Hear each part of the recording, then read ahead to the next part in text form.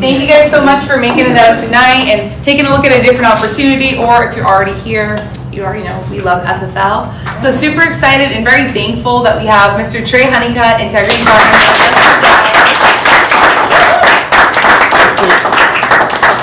Thanks for making it up, Trey. And without further ado, Trey's going to kill it with the BOM. All right, perfect. That stands. What's that stand for? Business Overview Meeting. That's what we're about to do right now. Okay. Now I know what I'm here for. So how many people you've ever heard me speak before, or this is your first time? All the hands should go up. That's your first test. That was good. Actually, I usually do this in front of larger crowds, but I do this with you guys. So I'm a man of science. Okay, I believe in scientific studies and whatnot. And so years ago, Harvard University, which is right here locally, that's why this is appropriate, did a study on humans. And well, I'll just show you what they discovered. Okay, you guys ready?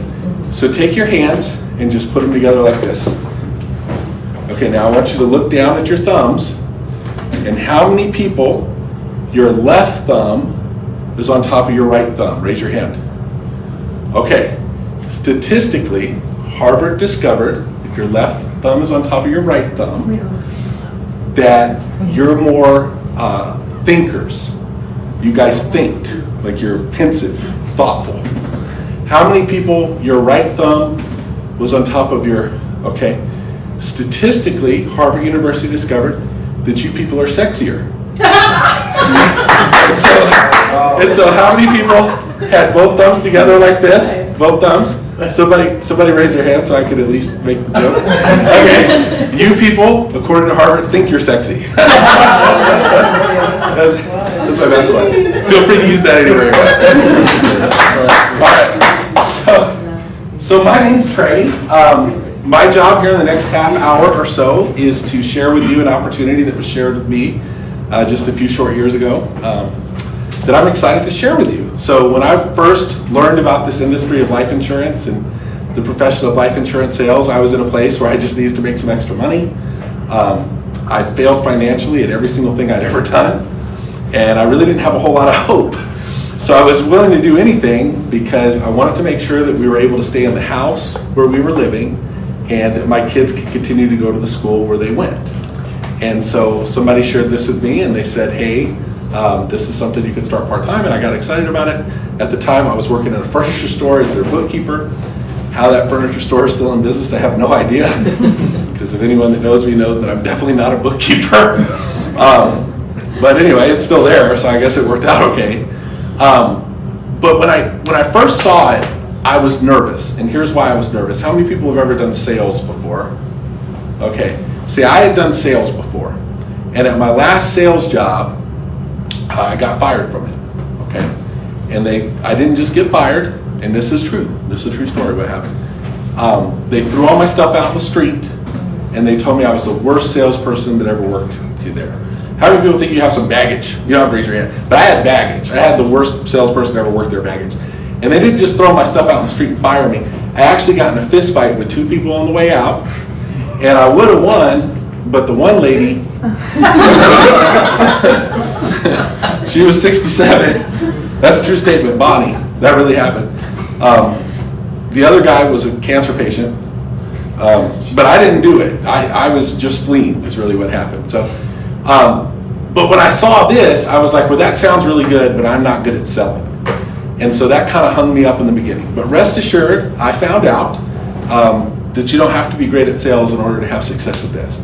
Because my impression of being a salesperson was like taking somebody who didn't want what I had and convincing them what I had was good so they'd get it. And that nothing can be further from the truth when it comes to this.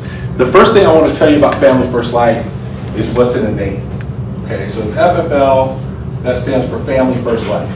So at the heart of Family First Life, we put families first. We put the families of our clients first, and we put the families of our agents first. Let's talk about putting the families of our clients first. So when I was 12 years old, my dad got a phone call from a friend that he hadn't talked to since high school. And the friend wanted to practice his presentation because he just got started in the financial services industry. So my dad agreed that even though he hadn't talked to him in 15 years, that he could come over and practice his presentation. So when he hangs up the phone, he goes to my mom and he goes, listen, Bill's coming over. We ain't buying nothing. You see me? And she's like, yeah. He's like, we don't do nothing on the first time. We pray about it. We think about it. And I'm sitting on the couch, I'm going, y'all don't pray about anything. I've never seen you even pray. You know, like, this is weird. And I'm thinking, what's going to happen with this? You know, why are they so up in arms about this financial services presentation? So the guy comes over, he presents a life insurance policy to my dad, and I'm sitting on the couch and I'm watching, and he gets down to about the point where he's about to ask him to buy it, and my dad goes, hey Bill, we just don't want to make this awkward. We just need to let you know you did a great job. Your presentation was phenomenal. But we don't make any decisions on the first night. We don't make any decisions the first time. We pray about everything. We think about it. Don't we, T? And my mom was like, oh yeah, we definitely do. And then he was like, oh, no problem. I'll call you tomorrow. Well, I'll follow up with you, see what you think. You think it over. And I'm sitting there going, why are they thinking about it? It's $80 a month. Like, this makes a lot of sense. Something happens, mom would lose everything. Seems like a good deal. So I don't know if tomorrow ever came, or even if he followed up with my dad. But what I do know is a few years later, my dad was diagnosed with diabetes, and he was a really brittle diabetic. He wasn't fat like me, he was tall and skinny like you. Skinny like you. Good shape his whole life, had a six-pack his whole life, and he walks into the ER one day, and his blood sugar's over 1,000, and he walked in. And they were like, your pancreas doesn't even work. Okay? So they were like, you should be dead right now. And he walked into the thing. So he gets on insulin. His blood sugar was constantly up and down and up and down. He was super brittle, so it was really hard to control. He ended up going to the ambulance, to the hospital several times over the next 10 years. Sometimes because he took too much insulin. Sometimes he'd forget to take a shot. I mean, he just had issues. And he was really active. That was the other thing. He wasn't just somebody that sat around. You know, sometimes if he didn't measure a shot right, he would just end up really low. And we always thought that it would have been the diabetes that killed him. But one day, he went to bend down and pick something up off the floor, and he couldn't stand back up. And my dad was really physically fit, so that was weird. So we're like, what the heck, why can't he get back up? So we take him to the ER. He's 50 now. And, you know, once he got diabetes, the way he had it, he couldn't get insurance. Like, he was literally uninsurable because he had a whole host of problems based on the fact that he had uncontrollable diabetes. So he goes to the ER. They do some tests. They find out he has pneumonia. They're like, oh, he has pneumonia, that's what it is. And then they were like, well, they're gonna do some more tests. And they figured out when they did the x-ray of his heart, of his lungs, he had a tumor behind his heart on his lung that they couldn't see. And then there was another tumor on the other lung. So once they figured that out, they did some more tests and they found out he had 13 tumors on his brain, one on his kidney, one on his liver, and one on his spinal cord. And that was November 18th, 2005. And he passed away January 13th, 2006. And so within 6 weeks. And my dad was 6 feet tall, 185 pounds. By the time he passed away, he was 125 pounds. In 6 weeks, he lost 60 pounds. And it was terrible. I've never seen anybody suffer so bad from cancer. The biggest tumor on his brain was the size of an orange. Never even complained of a headache. And again, we never thought it would be that. We thought it'd be diabetes or heart disease or something like this. And so when he passed away, my mom ended up having to make a whole bunch of rushed decisions and literally lost everything and ended up having to build a house it was a shed on a permanent foundation behind my grandmother.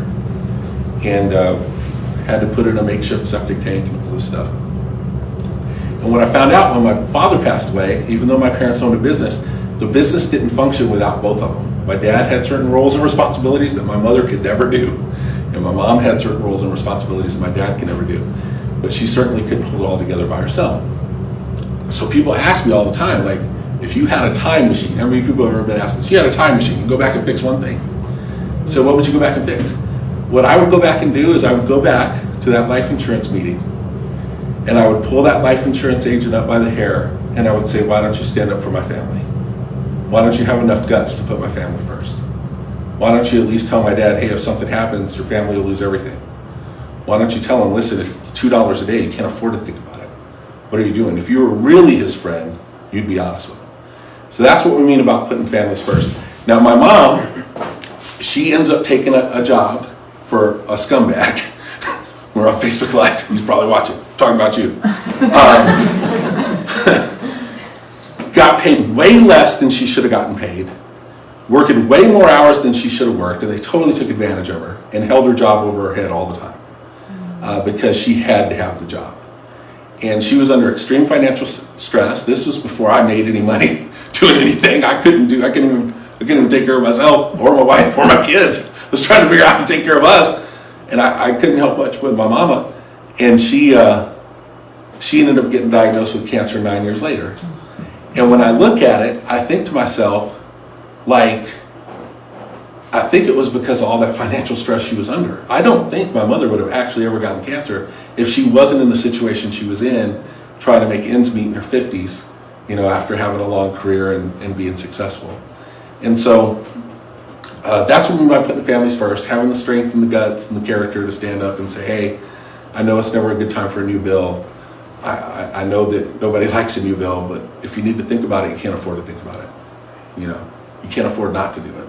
If money's an issue now, what would it be like if something were to happen? And just being honest with people. How many people understand what I mean by that?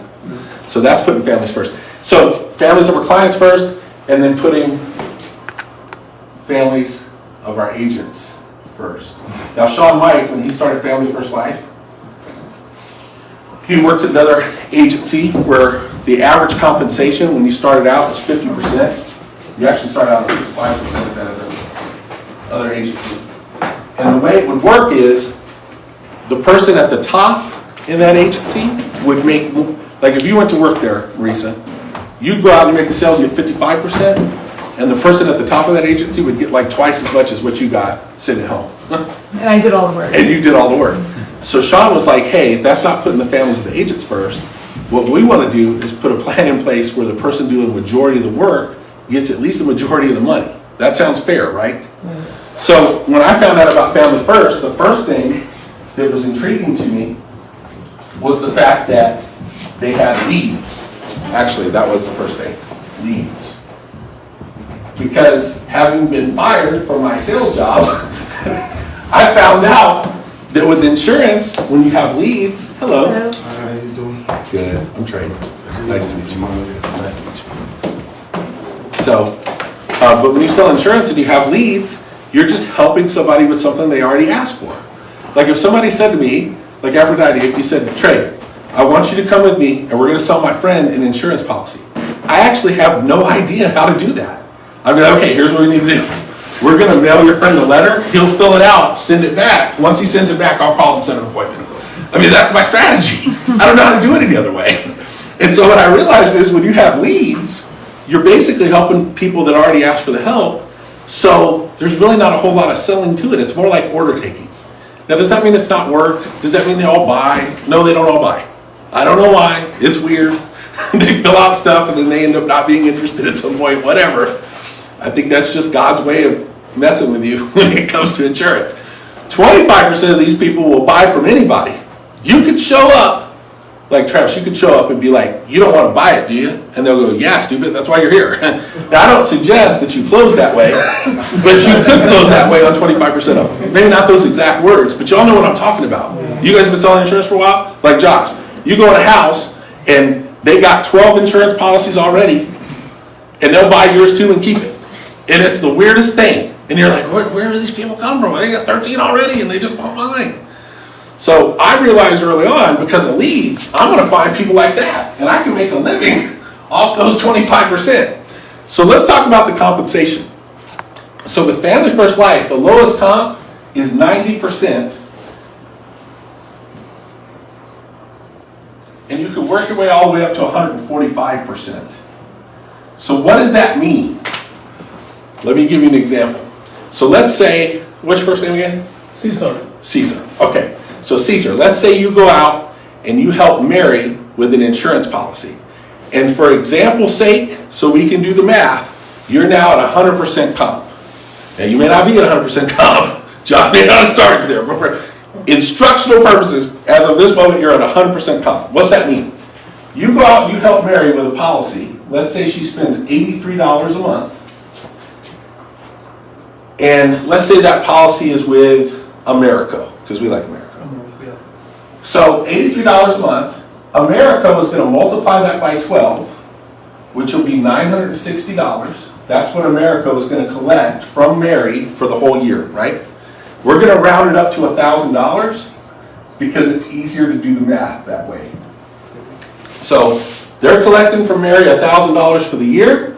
Your commission is 100%. How much do you make? $1,000. That's right. That's 100% of 1,000. Now what's going to happen is the next business day, they're going to give you 75% of that 100,000 the next business day. So you're going to get $750 into your bank account. Now the other $250 is going to get paid in month 10, 11, and 12. Okay? Make sense? Okay, that's how it works. That's if you help one Mary that month. What if you help 10? 7,500. What if you help 10 that week? And 10 the next, and 10 the next. What if you helped 100? Ooh. Right? What if Mary, instead of spending 83, spent, I don't know, 160? It'd be 150,000, right? Like, you could do the math. There's no limit. Like some of these policies, Josh, what's the biggest policy you ever sold a month? 1,500, I think. Okay, wait, I can't do that for that. I didn't expect you to say that. So 1,500, okay, times 12 is 16,000? 15,000. $18,000. Okay, so how much did Josh make on that one sale? 18,000? If his comp was 100%. Yeah. So the next business day, they give him 75% of that. Y'all see where I'm going with it, right? That's pretty cool. So here's the thing. That got me really excited. Now what happens if, instead of being at 100%, I shouldn't have erased it all because I'll end up writing the whole thing again. But instead of being at 100%, let's say your compensation as you work your way up for that $1,000 yearly premium was 145%. So it'd be 1.45. So it'd be $1,450. And then you get 75% of that up front. See what I mean? And then the rest gets paid over months 9, 10, 11, or 10, 11, and 12. Now, that's how the compensation works on the sales. Anybody have any questions about how that works? Okay, there's one like glaring question, and I'll get to it. But that's how that part works. Now let's say that Marisa, you hired Caesar, okay? And let's say you're at 110% commission and Caesar is at 100. So Caesar gets the $750 the next business day. And because you're at 110%, you get the other 10%. So you would get $75 the next business day as an override. And the other $25 you would get in month 10, 11, and 12, right? Well, that's if Caesar made one sale. If Caesar made 10 sales, he would get $7,500 and you would get how much? $750. What if you had 10 Caesars? $75. Right. What if you had 100? What if you had 100? $75,000. And that's just 100 sales a month. Right? Does it make sense? Maybe I messed that up. Might be more than 100 sales a month. But you see where I'm going with it. And that's if you just had a 10% override. What if you had a 20, a 30, 40? Everybody see how that works? Okay, so that got me really excited. I was like, this is unbelievable. Now, people say, what's the catch? The catch is, and we'll do this way. Let's say, Josh, you sell a policy for $100 a month. That's $1,200 for the year.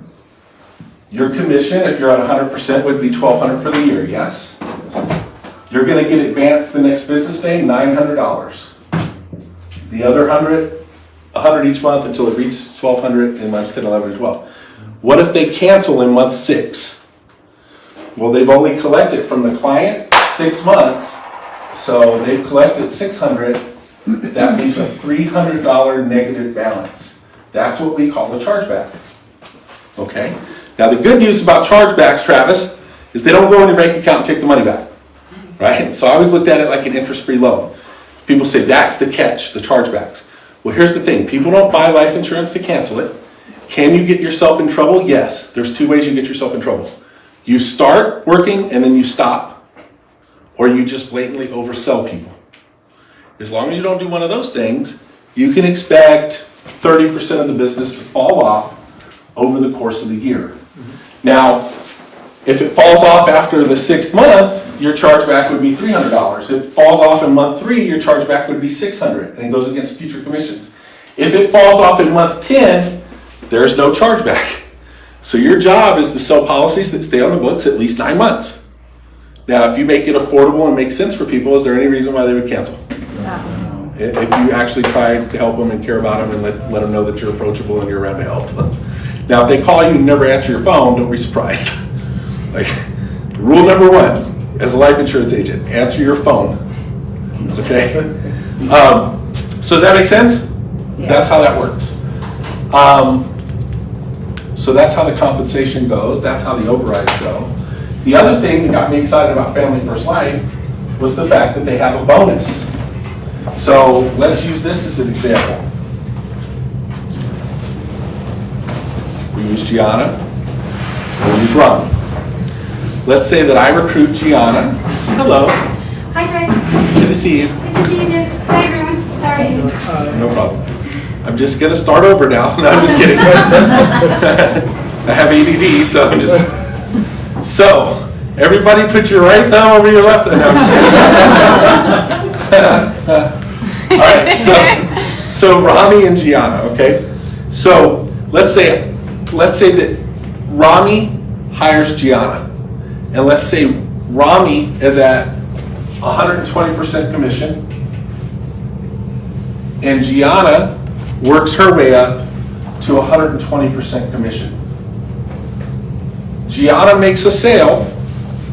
How much does Rami get paid? Nothing. Nothing, because they're at the same level, right? So you would look at Family First Life's compensation and be like, okay, it goes from 90 to 145.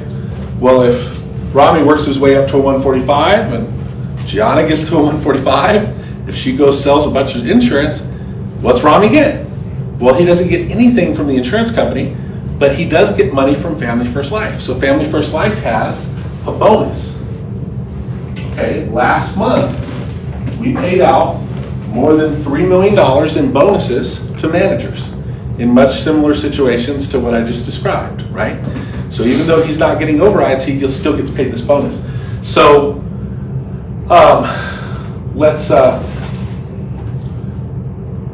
what I'm trying to say is I need some water. Look at the water. Right here.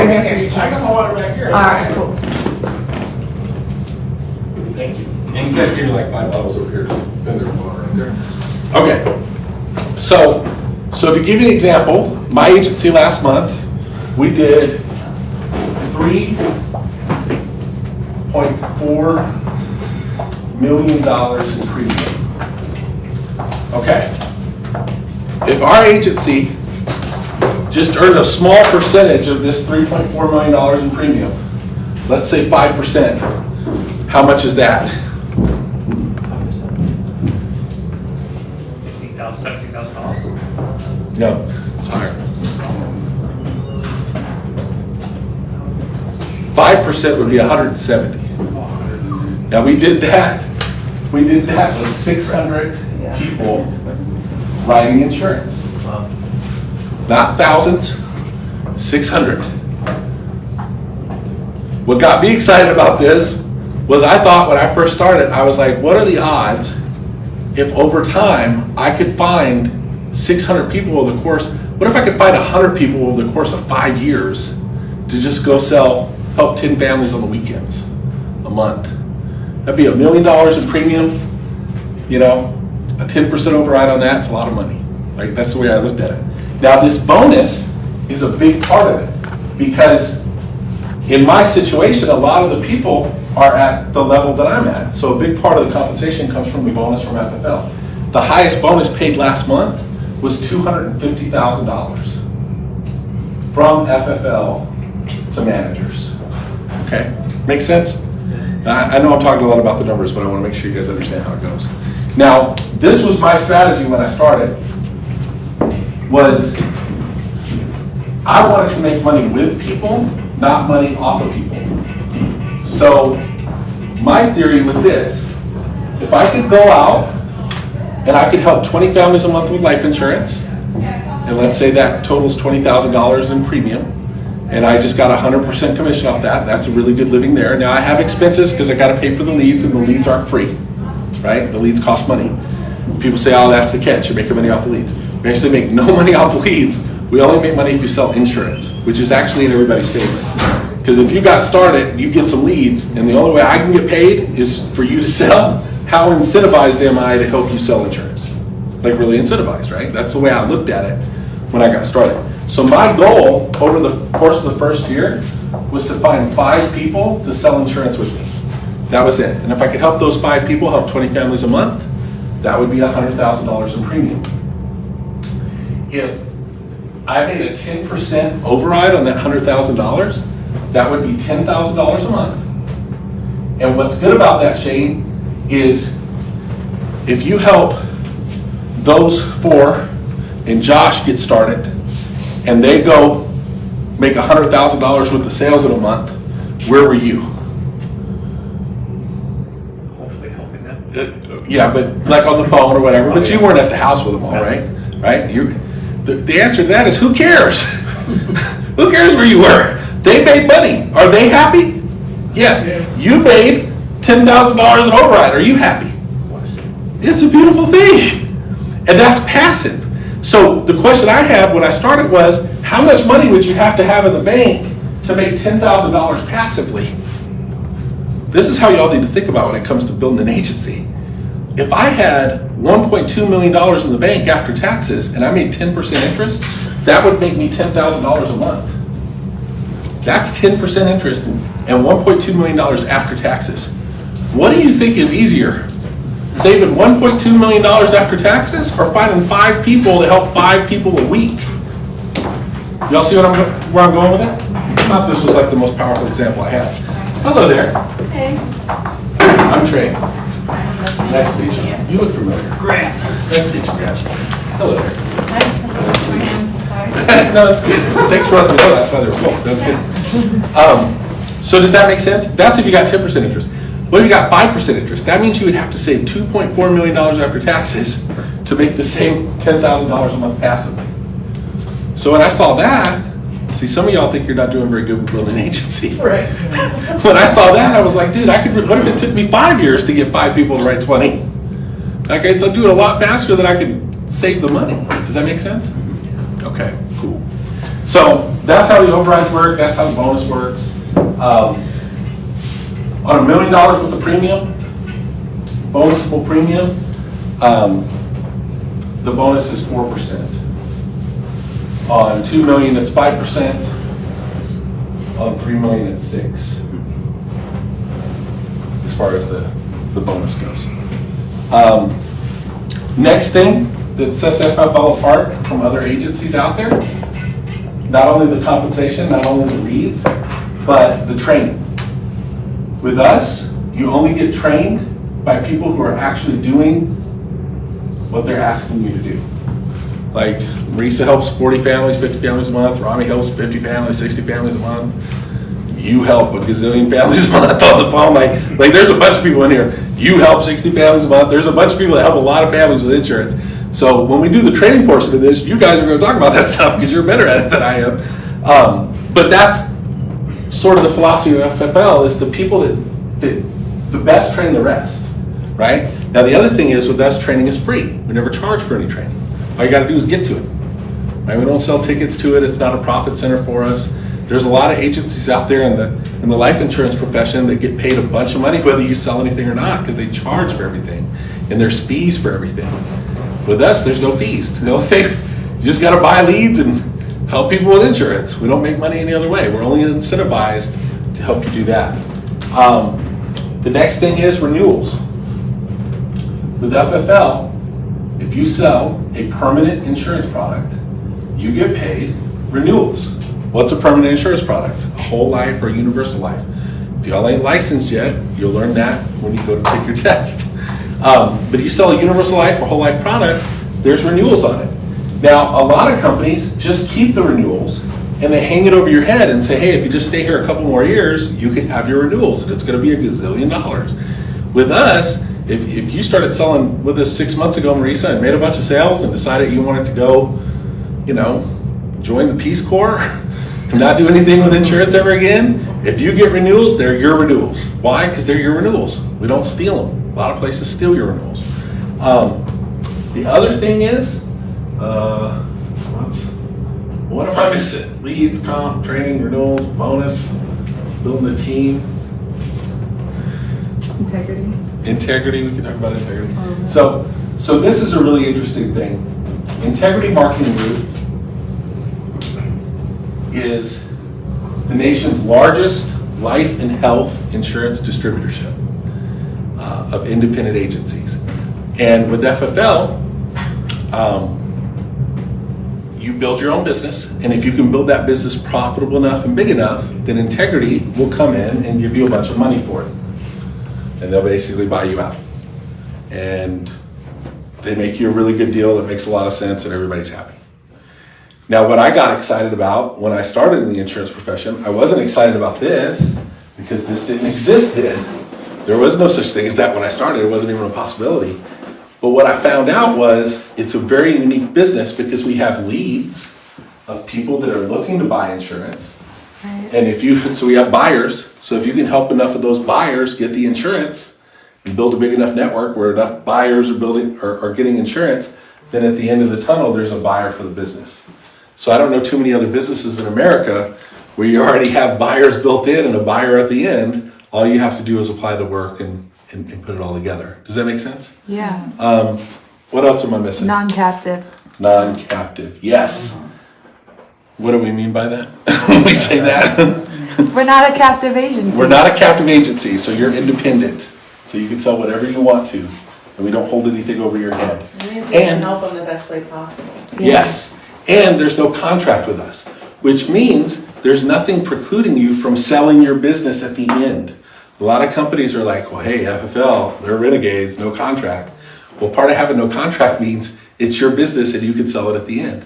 A lot of companies have contracts, and in the contract it says, hey, you're not allowed to sell it because you don't really own it. So, big fan of that. So, people say, hey, that sounds really exciting. I'm not selling insurance yet. You want to start selling insurance. There's one of three types of people at the end of this. There's an A person, there's a B person, and there's a C person. The A person says, hey, I'm all in. When you said that you could send $80 in and that they would spit out $750 the next business day, you could have had the good-looking funny guy sit down and shut up. I was in, If you did that 10 times a week, or a month, shoot, that adds up really quick, right? Let's talk more about leads. Let's talk about the cost of leads. I think that's important. So we have leads that are 50 cents a piece, and we have leads that are $50 a piece. The only difference is the amount of time that you spend turning that lead into a customer, right? So when I started, I just took a bunch of old leads that they gave me, and I went out there and I found people in those old leads that wanted to buy policies. And I actually made more money doing that than I'd ever done in anything in my life. I was like, this is unbelievable. But I spent a whole lot of time doing it, and I worked like a dog. And then somebody said, hey, but if you buy new leads, you're not going to have to spend as much time on the phone. So I was like, okay, that's cool. So my theory on this, just being completely transparent, is it's really 5x. So if I spend, for every $100 I spend on leads, Travis, my goal is to make 500. If I want to make 5,000, I spend 1,000. Now that freaks people out because they're like, you mean to make $5,000 a week, I got to spend 1,000? I'm like, what are you doing to make $5,000 a week now, fool? Like, oh, good point, Like if I could buy a couch for 1,000 and sell it for 5 every week, how many of y'all would be in the furniture business? Of course you would. People say, that's the catch, it's the leads. No, it's not. It's like this. And here's the way y'all gotta look at this. Because people start doing math, like $1,000 a week, that's $50,000 a year. To make $250,000, that don't sound right.